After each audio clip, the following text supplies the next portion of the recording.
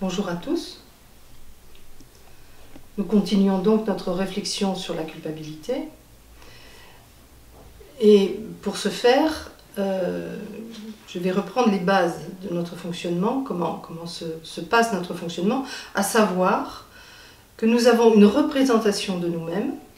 Je sais qui je suis, je sais globalement mes qualités, mes défauts, globalement mes tendances, mon caractère, j'ai mes habitudes mentales, il y a une connaissance de ça. Mais vient se surajouter par rapport à cet aspect-là l'idée de ce que je devrais être. C'est-à-dire, c'est pas quand on parle de ce que je devrais être, c'est pas forcément une surévaluation massive. C'est surtout basé sur le fait que je devrais être au top non-stop. C'est bizarre comme formule, mais vous voyez, l'idée c'est ça, c'est-à-dire que je devrais ne jamais me tromper. Je devrais être capable d'évaluer toute situation de façon juste et d'y répondre de façon adéquate. Alors évidemment, ce projet est un petit peu ambitieux si on y réfléchit. On peut se rendre compte que ça n'est pas très pertinent au vu justement de mon fonctionnement. Cependant, il y a en nous cette idée, on se surprend souvent à penser, j'imagine que c'est valable pour chacun d'entre nous, mais on se surprend souvent à penser « j'aurais dû », « j'aurais pas dû »,« si j'avais su », on aurait dû me prévenir, etc. Il y a toujours quelque chose qui vient entraver ma capacité à accepter ce que je suis au moment où je vis les choses. Difficile de considérer que ma réaction, par exemple, d'impatience dans telle ou telle situation, n'est jamais que l'expression de mon fonctionnement habituel. Ça n'est pas une faute, c'est pas mal, c'est inapproprié. Inapproprié par rapport à quoi? Par rapport au chemin, à la perspective dans laquelle je m'inscris, à savoir sortir de ce fonctionnement qui entrave ou qui limite mes relations et la compréhension de moi-même et des autres, et petit à petit être plus à même d'avoir une vision plus claire de la situation. Donc on voit bien que pour travailler avec la culpabilité, ou au moins pour re-questionner la pertinence de ce sentiment de culpabilité, ça passe par l'acceptation de mon fonctionnement, l'acceptation de mes défauts, l'acceptation de mes limites. Et cette acceptation de ce qui nous entrave, de ce qui nous limite, elle passe par ce regard bienveillant sur nos fonctionnements.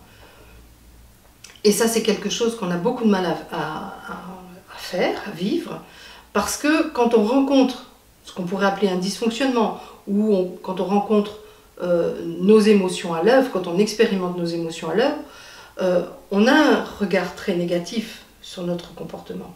On a du mal à accepter juste ce que l'on est. Prenons un exemple.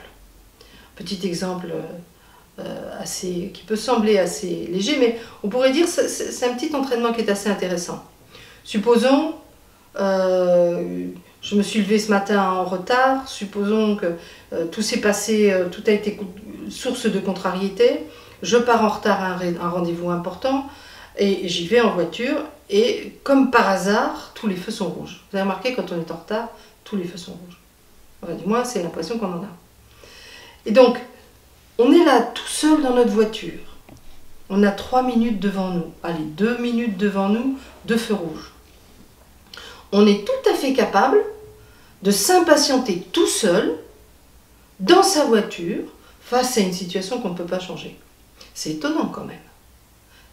Et c'est juste, quand je dis c'est étonnant de se rencontrer dans ces petites habitudes qui font que, bien sûr, cette impatience que j'arrive à développer, cet énervement que j'arrive à développer toute seule dans ma voiture, va se décliner de fait sur la personne que je vais rencontrer ensuite.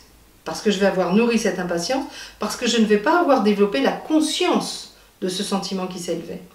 Donc utilisons ces petits moments, en fait on a 2-3 minutes devant nous, pour observer notre fonctionnement, c'est-à-dire je suis en train de m'impatienter face à quelque chose que je ne peux pas changer. Est-ce pertinent? Est-ce que ça vaut le coup de suivre cette impatience? Est-ce que je suis capable de sourire de mon fonctionnement à ce moment-là? Et si je m'entraîne petit à petit à regarder les choses ainsi, une plus grande douceur par rapport à nos fonctionnements va prendre place et donc une plus grande capacité à accepter nos manques, à accepter notre manque de compréhension d'une situation, accepter les limitations dans lesquelles nous mettent nos émotions et petit à petit de sortir de ce jugement négatif de nos fonctionnements pour rencontrer ce qui dysfonctionne pour le transformer. Gendun Rinpoche, un grand maître tibétain contemporain, disait « Un défaut non vu est un défaut vu est une qualité potentielle ».